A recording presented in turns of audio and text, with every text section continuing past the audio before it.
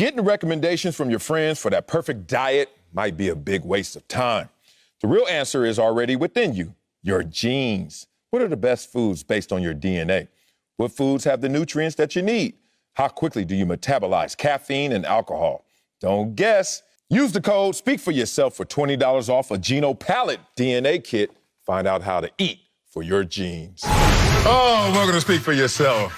Marcel Wiley. Yo, speaking of flowers, I see the lapel pin. You see what? What do you see? I see the little lapel pin right there. The pin, the flower. This right here? Yes. Oh, I ain't heard you right. I guess nobody wore purple like this since Prince. Rest in peace, Bray. Wiley Acho. See? No, I want immaculate back. You really? Yeah. Over Emmy? Emmys, it's been a week. Okay, give me the Emmy and then you keep immaculate. Yeah. All right, that's Immaculate Acho. Let's get started in Milwaukee with his Bucks colors on. I saw that with the Nets already without James Harden. And Sunday, they lost Kyrie Irving to a right ankle injury in the second quarter. KD scored 28 points, but it was not enough as the Bucks got 34 from Giannis, tied up the series 2-2. Game 5 is tomorrow, but Kyrie's status is not clear. Take a listen to Steve Nash. The X-rays were negative, but we'll have to see how it goes tomorrow and further tests and treatment. Obviously we lost a great player during the game, which was tough. You know, we missed him, obviously, but it was a big adjustment tonight to play without him and James. But, you know, that we've had that type of year. So we got to find a way to figure it out, to look at the tape and get better.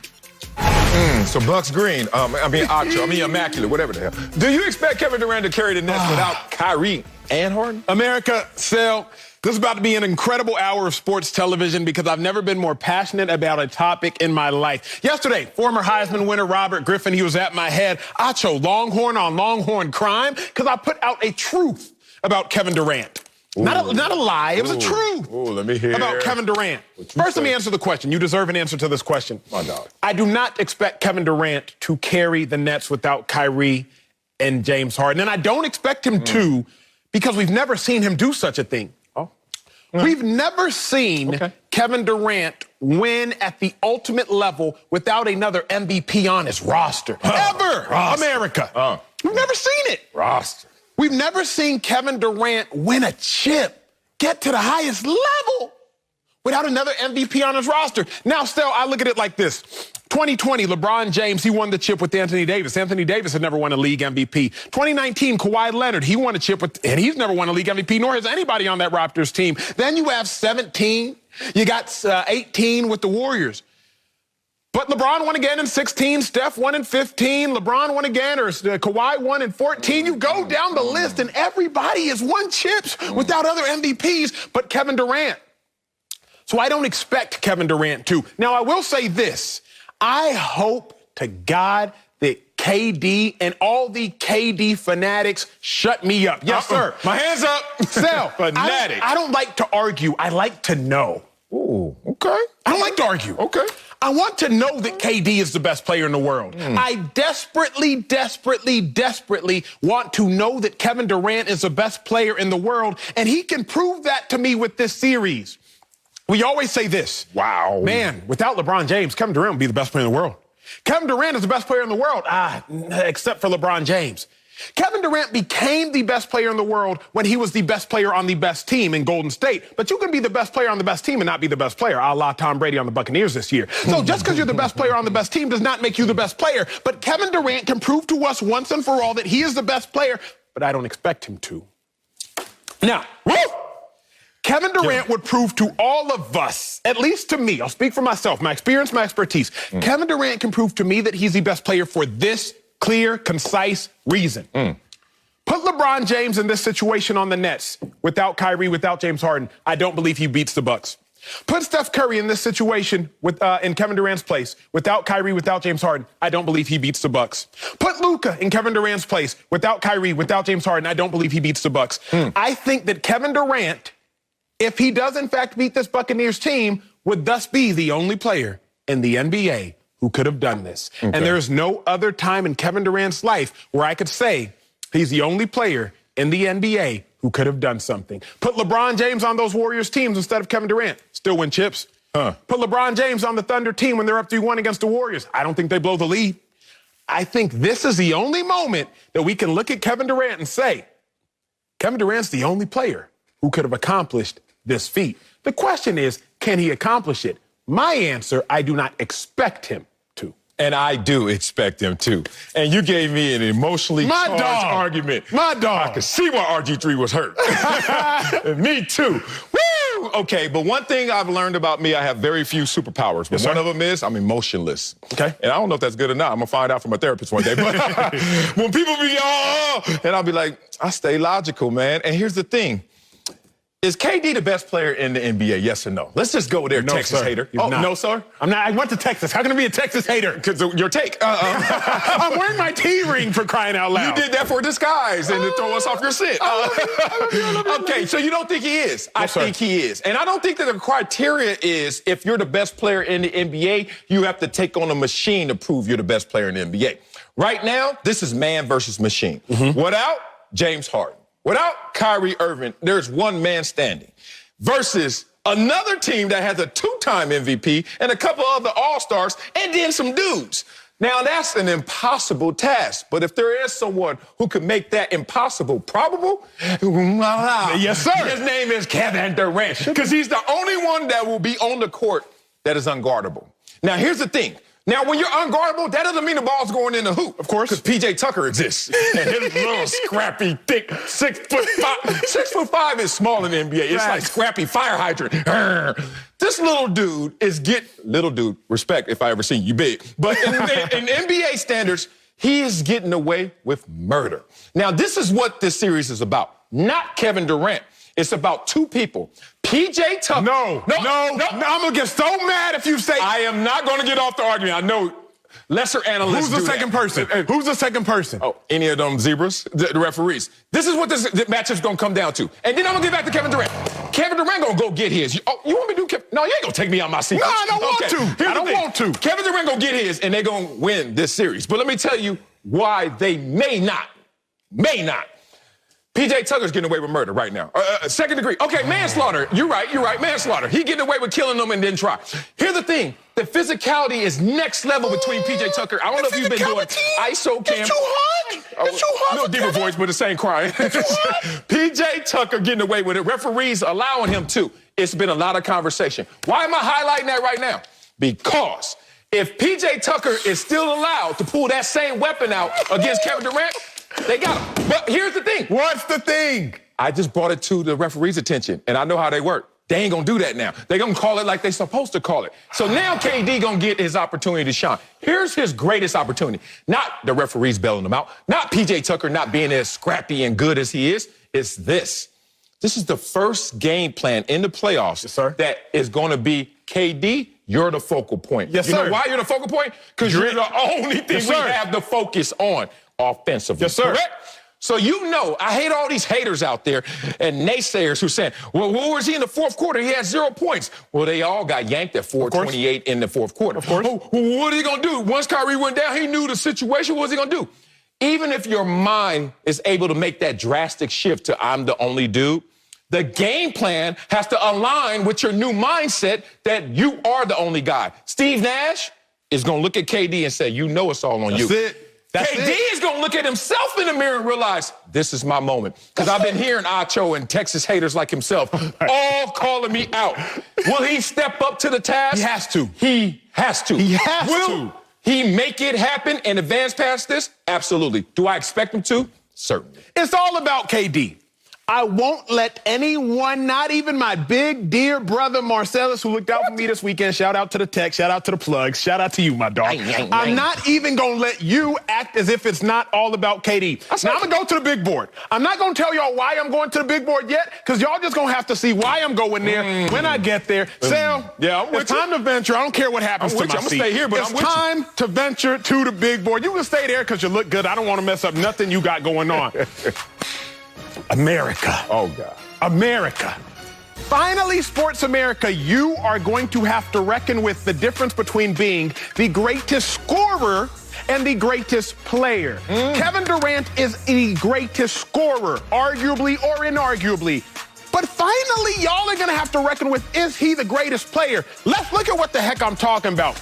Remember, the last 5 years since KD joined the Warriors back in 17, we've argued about 5 players being the greatest players. Steph Curry, James Harden, Kawhi Leonard, Kevin Durant, LeBron James. As far as scoring, Kevin Durant is second on that list over that sample size as far as scoring. So is he one of the greatest scorers right now? Absolutely. I've never doubted that for a second. But the question is that this series will determine, is he the greatest player? Because when I look at being the greatest player, you have to factor in more than just what you do for yourself.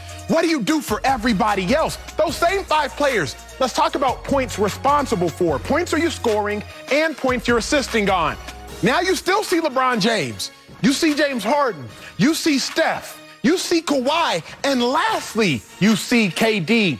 You all, like I am, are going to have to reckon with the difference between being the greatest scorer and the greatest player. The greatest player would win the series. The greatest scorer will score a lot of points, but still lose this series. I can't wait to find out, but it's going to be black or white and no shades of gray. Period, Sal. Wow. No shade. Yeah, you would end it with something racial. Black or white. You better get over here, Michael Jackson, black or white, moonwalk over here too, because that's how you're going to be. Look, after this game, you're going to look that way. You're going to be backpedaling. That's what you're going to be doing.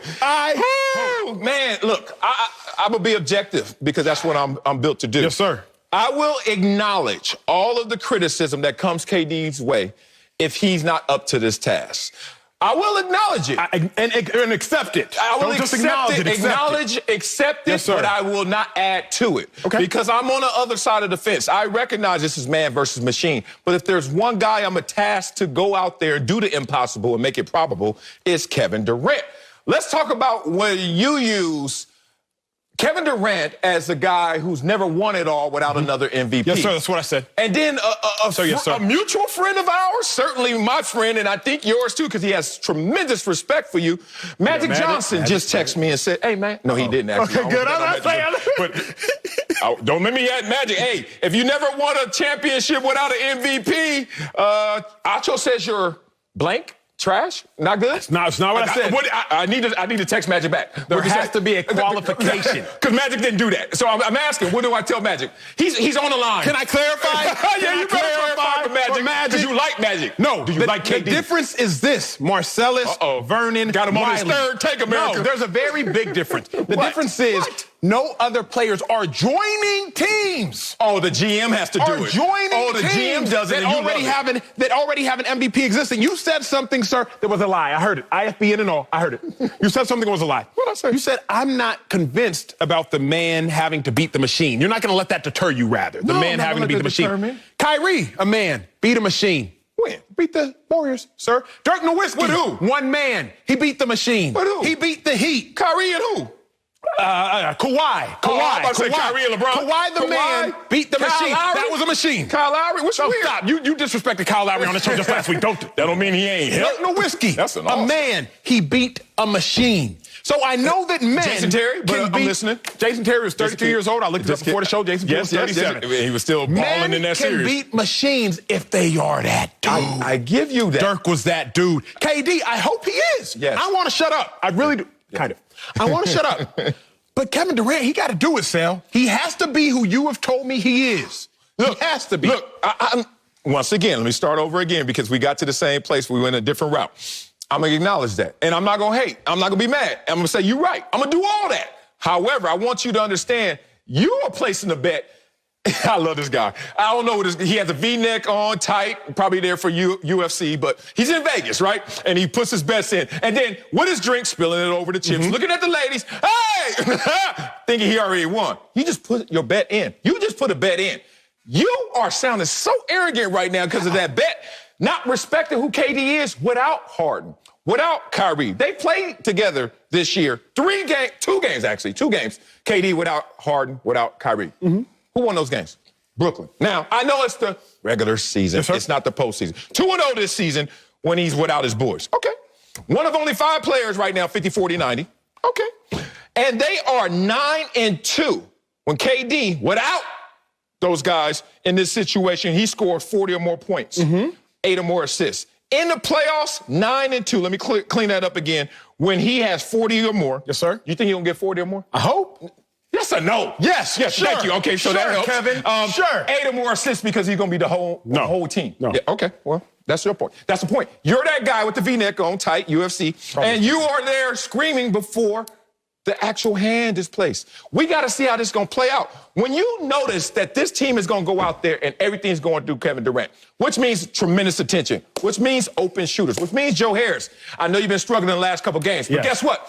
Nobody's going to be on you because all we have to do is shut down KD and PJ Tucker can't do it solo. Let's go there. Now we're building. Now we're building together. At first we were building houses on separate fences, but now we building together.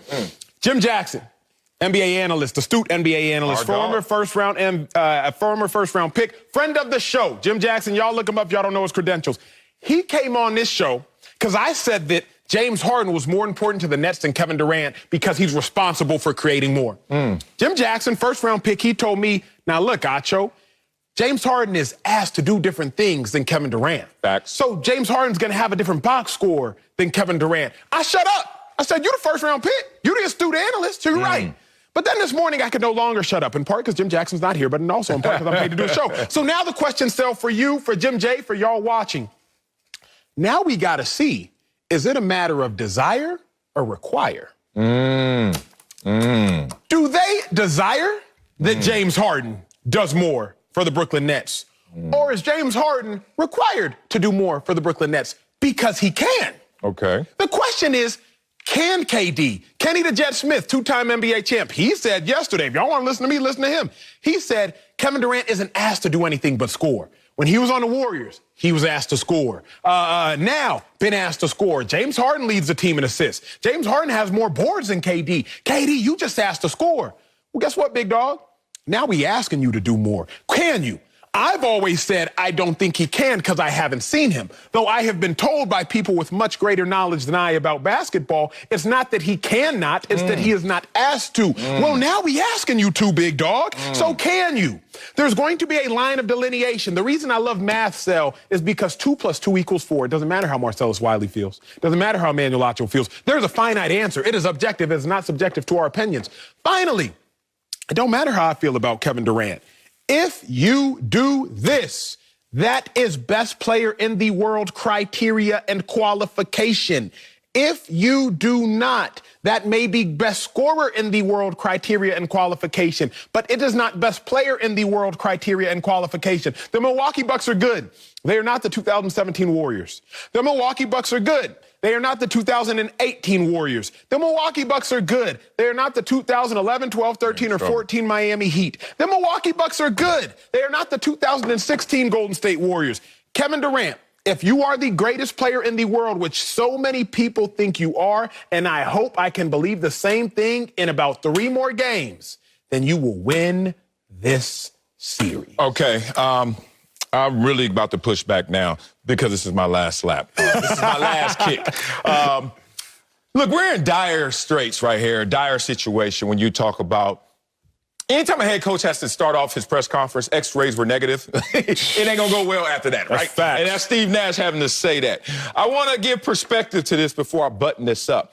That the point spread before game 1, when they were fully loaded, Brooklyn 3.5 favorites, right? Now, Milwaukee's 3 favorite. Okay, you see that swing right there. Okay, so I just want to let you know it is man versus machine. That's fine. I'm not making excuses, just giving you some reasons.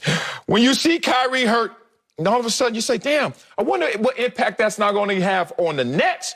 But what about the Bucks? Because if I look at Giannis, who's shooting 14% from 3, yuck, and 52% from the free throw line, Harden there, Kyrie there, doesn't matter who's there. Y'all still got issues. And I'm going to say y'all because you're wearing the colors. Y'all over there still have issues. 14 turnovers in game 4, giving up the most turnovers per game in the playoffs. Also, you guys are the worst three-point shooting team in the league.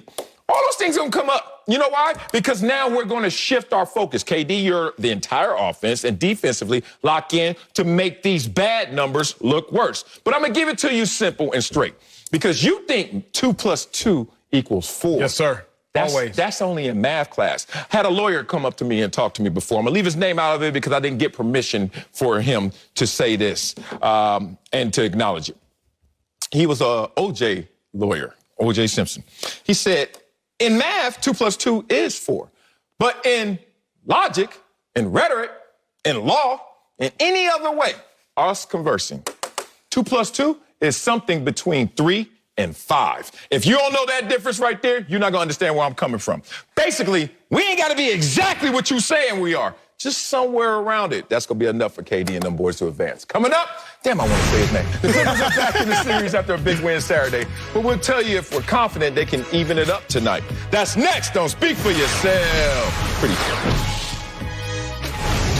Now, my dog Marcellus got to breathe a sigh of relief on Saturday because his Clippers took care of business in a blowout win against the Jazz. And now they're only down 2-1 in the series. After the game, head coach Ty Lue said he knows Kawhi Leonard and PG are two of the best in the league, and they showed it, combining for 65 points. Now, Game 4 is tonight right here in L.A., so we gonna see what's cracking. Slick Rick, NBA analyst, is back with us. But Marcellus, you confident your Clippers will even a series tonight? Of course I'm confident. You see this smile? Oh, it's sincere, man, because the cream rises to the top. Keep rising to the top. Go, Clippers say, whew, we doing it again, y'all. We did it last series, and I remember, Acho was up here. Oh, you know, he's from Dallas. Sometimes he loves Texas, sometimes he doesn't. I don't know which take to take. But here's the thing. When they were down in that series, 3-2 and 0-2, the Clippers like to play with their food. You know why? Because they want to know what the ingredients really are. Not only of what they're cooking up, but also what did you try to serve us? And when we saw the Dallas Mavericks, basically what they tried to serve us was a healthy dish. And it was all Luka and a little bit of some Hardaway Jr. Now we see this team coming and we're like, okay, what does Utah really have? A lot of Donovan Mitchell, a lot of Spider, and a little bit of that Rudy Gobert. Not enough to get us full. So the cream is rising to the top once again. PG is not a some star, Acho. He's an all-star. What we're going to do right now is continue the quest, which is Kawhi Leonard. Last two teams to be down 0-2 in a series Kawhi's been a part of. You want to know how both of those series ended up? 4-2, 4-2. I call those grown man sweeps because we know a regular sweep is 4 games. 5 games, gentlemen. 6-1, grown man. 7 games, gangster. And that's what we gonna do to them. Grown man sweep their ass up out of here. And then it's gonna be a smoothly paved road. Because what's in front of us after this, hate to say it, gets a little easier. So you warmed up just came up with a new NBA dictionary. Hey, real talk, Slick. He warmed up now because that was a good first lap. I'm not confident. I wanted to be. Remember, y'all, I bet my money with Marcellus on this series. I said, hey, I like the Clippers to win because Sel likes the Clippers to win. So that's where my head lies, but my heart don't necessarily lie there. Why am I not confident? Spidey Mitchell, first time in playoff history, no points in the first quarter. Still finished with 30 points in the game, but no points in the first quarter. Mind you, Spidey Mitchell falls only behind, I want to say AI, LeBron James, Michael Jordan, and 2 other greats as like a top scorer of all time in the playoffs. And here he is having no points in the first quarter.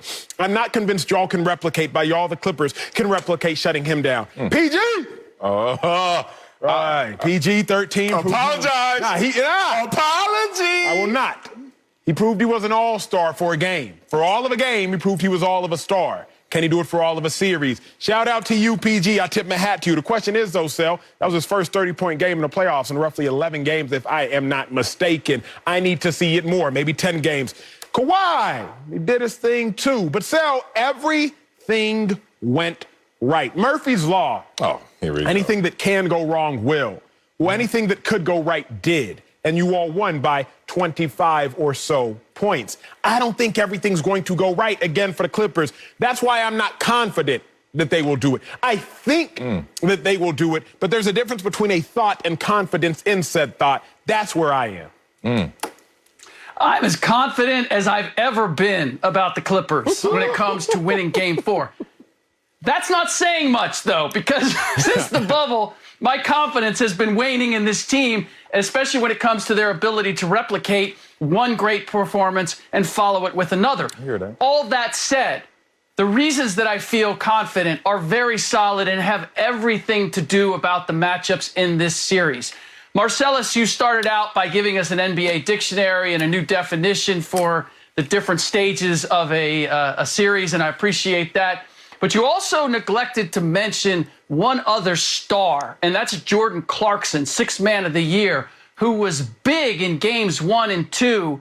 And Ty Lue pulled another coaching trick in utilizing Terrence Mann, somebody who's played had no significant role in the first 2 games, put him on Clarkson, and that changed everything. Clarkson still scored 14 points, if I'm not mistaken, on 16 shots, but had a minus 24 in plus minus. And meanwhile, Terrence Mann had only scored 7 points and had a plus 21. That gives you an indication of the defensive effect that he ultimately had. But here's the other element. It's Donovan Mitchell. You pointed out, Acho, that he didn't score in the first quarter. It's no accident that he re-injured that ankle at the end of game 2 and then had to sit the end of game 3 for the same reason. Donovan Mitchell did not look the same to me in game 3 from the very beginning. Did not have the same type of explosion. Scored most of his points from long range because he didn't have the ability to get the cup the same way. Give the Clippers some credit on that, but I believe that they were playing against a different Donovan Mitchell, and I would ultimately expect that to continue.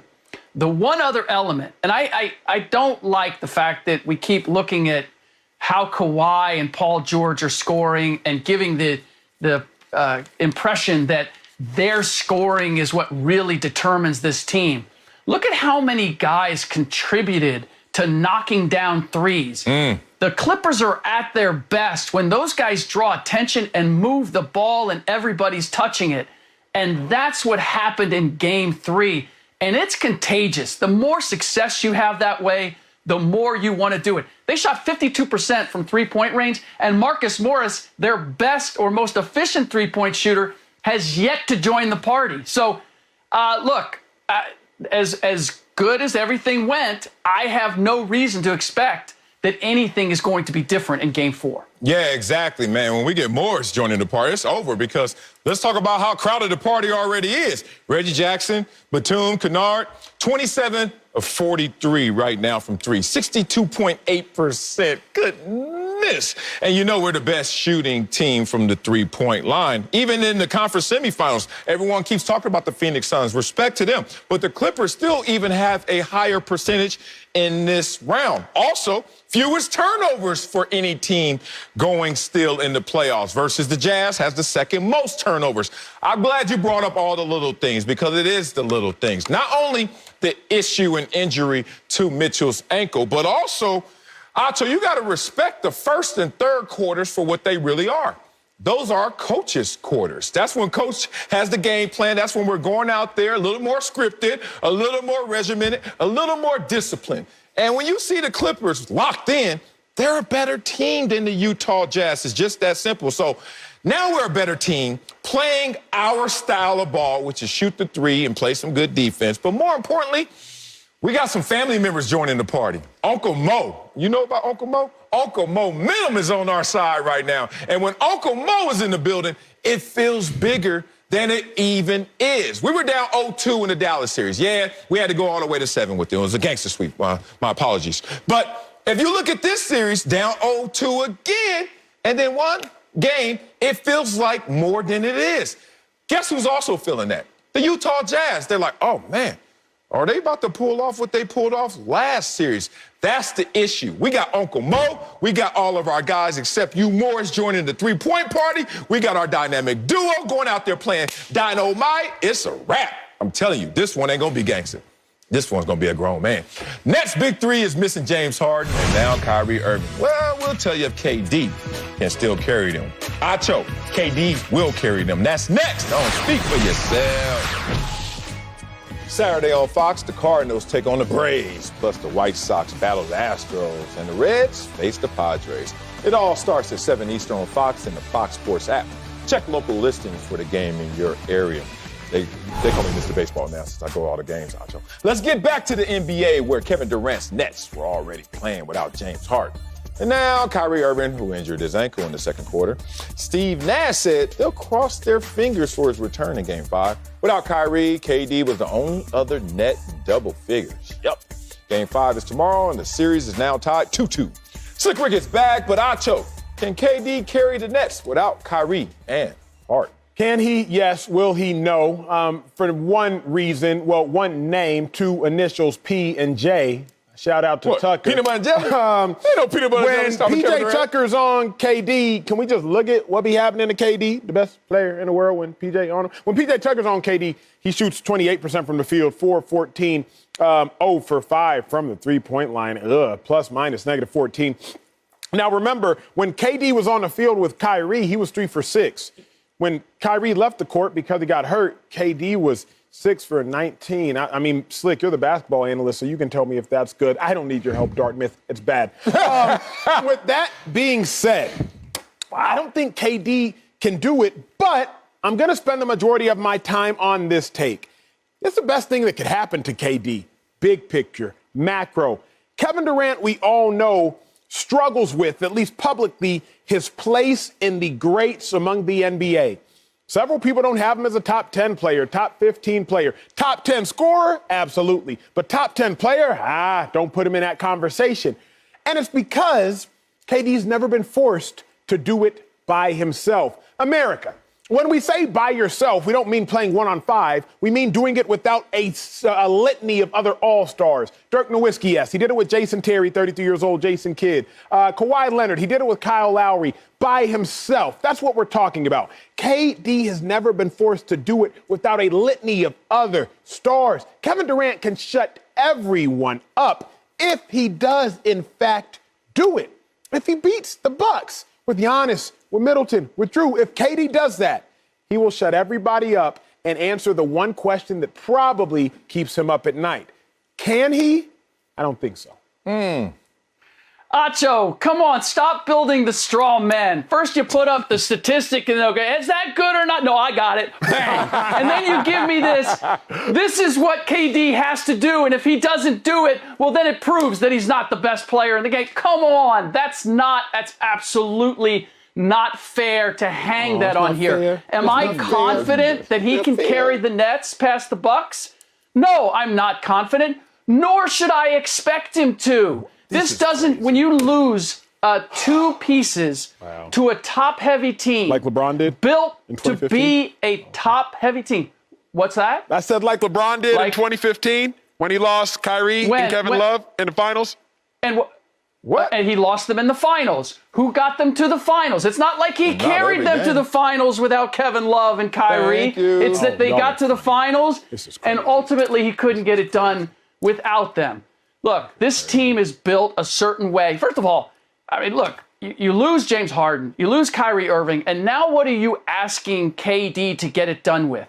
Mike James, 30 years old, wasn't in the league the last 2 years and signed a 10-day to join the Brooklyn Nets. He's going to be your starting point guard.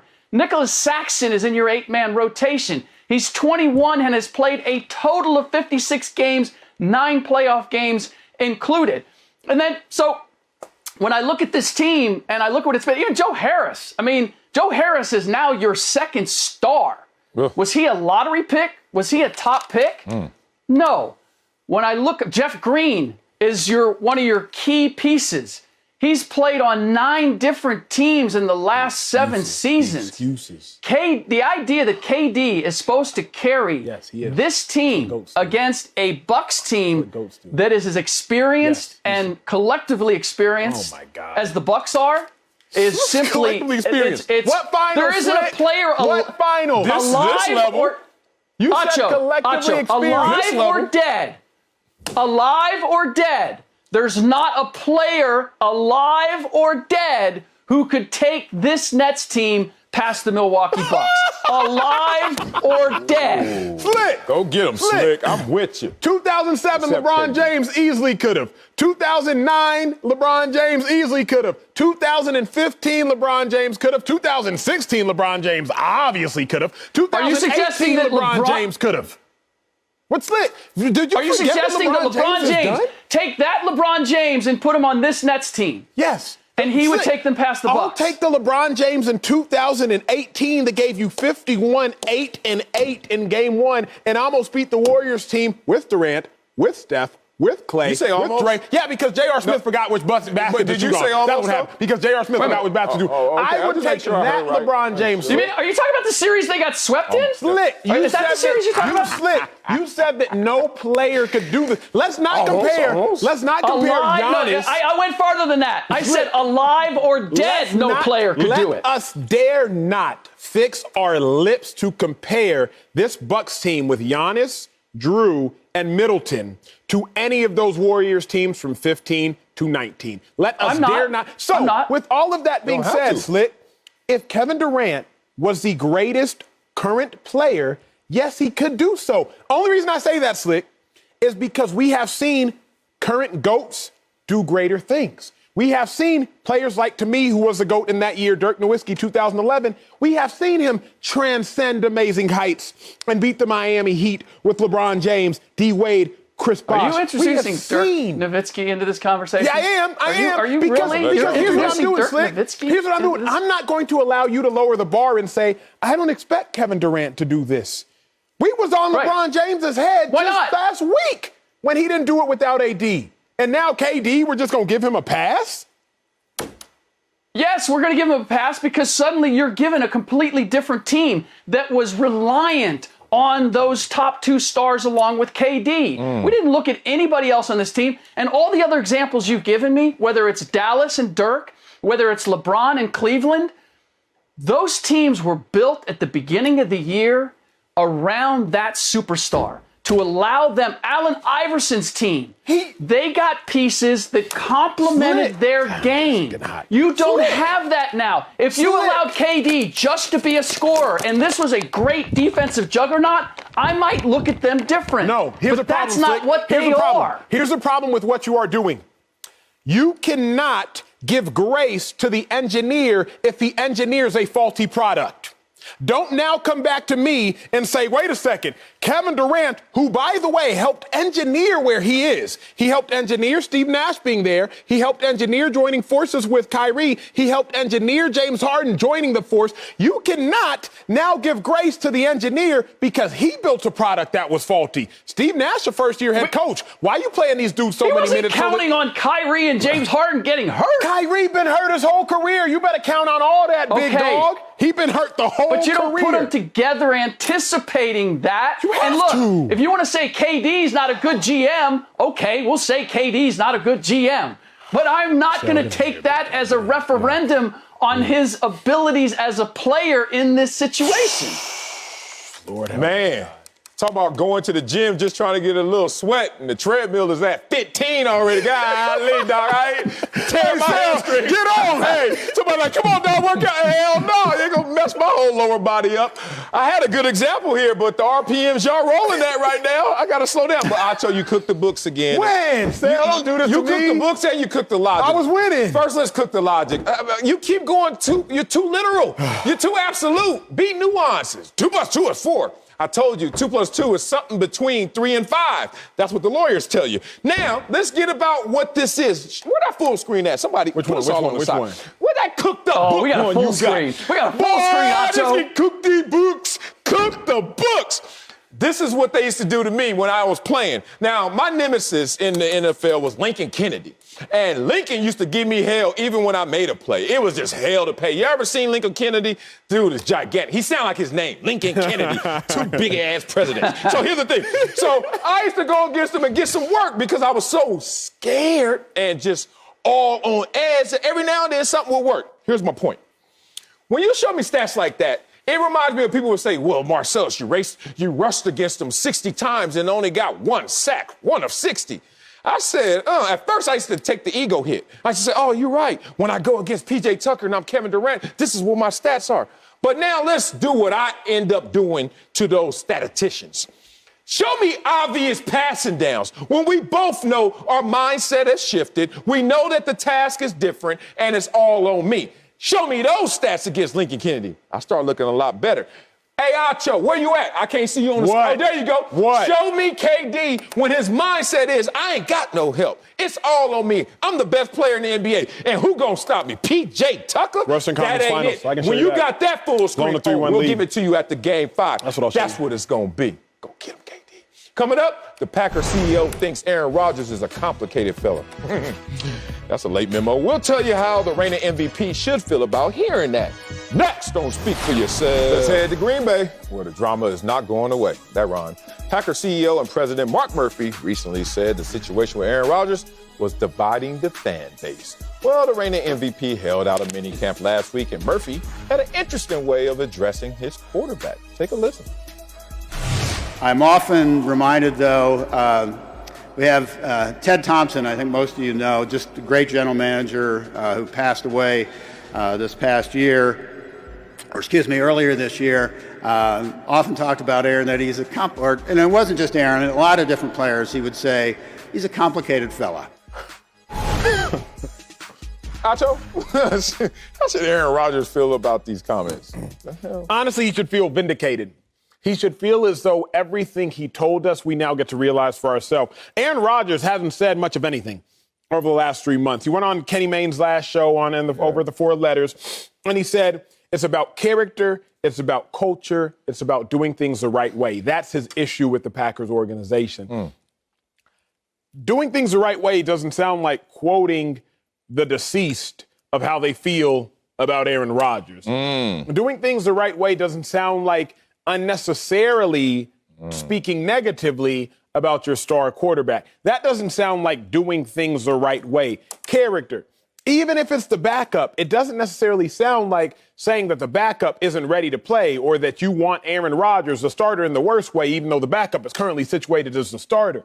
It appears as though we all finally get to realize why Aaron Rodgers said what he said. We usually want to believe management instead of players just because it's easier to believe management instead of players. Players are selfish, getting paid millions of dollars. Just go play the game.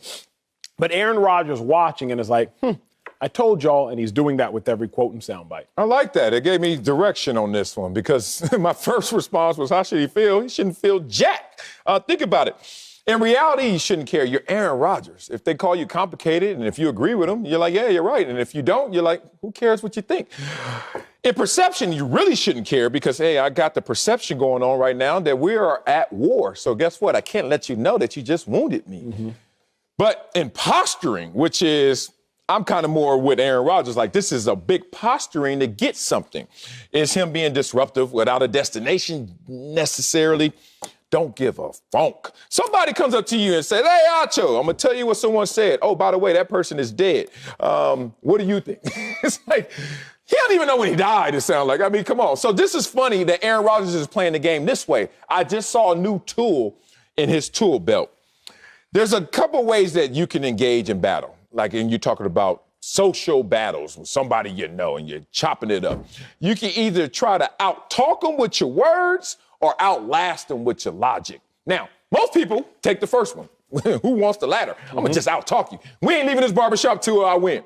Or you can just say what you said, and then they keep going. You just outlast them with your logic. And then sooner or later, you're like, you hear what he said? And it starts to sound dumb.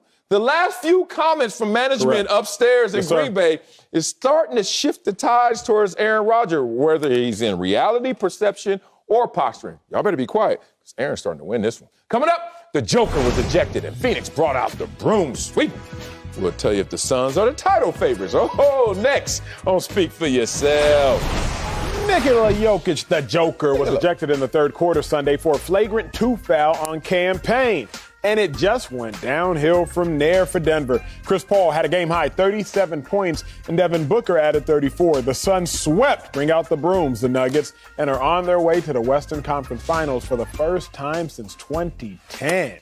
So, Sel, are the Suns, not the Nuggets, they out of there. Oh, they got Are the Suns the title favorites in your eyes? No. I'm going to say it like this, like Diddy said it. The sun don't shine forever. Oh, you remember that song? Heat. It's an amazing story. A lot of me wants to root for them. They got this far, but who have they faced? What have they done?